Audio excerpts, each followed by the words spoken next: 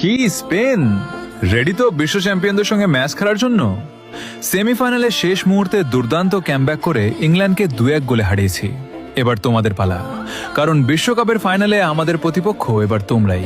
আর তোমাদের হারিয়েই আমরা চতুর্থবারের মতো বিশ্বকাপ ঘরে তুলতে চাই। আমাদের দলে থাকবে সেরা সেরা খেলোয়াড়রা, পারবে তো তাদের মোকাবিলা করতে?